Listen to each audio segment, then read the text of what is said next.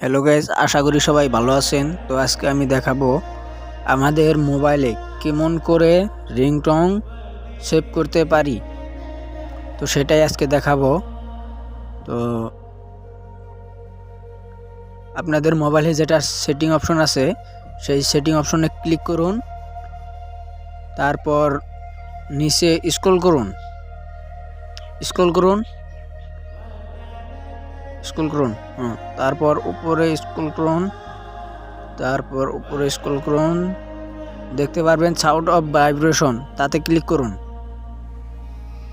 করার পর আপনার মোবাইলে যেটা রিংটং ছিল সেটা কি করে রিংটনটা অন্য রিংটন সেভ করব তার সেই জায়গায়।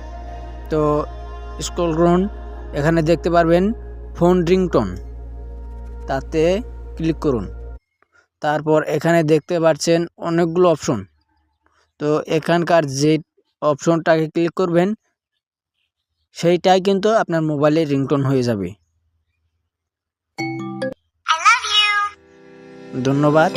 আমার চ্যানেলটাকে সবাই সাবস্ক্রাইব করবেন আর ভিডিওটা ভালো লাগলে লাইক করবেন। ধন্যবাদ।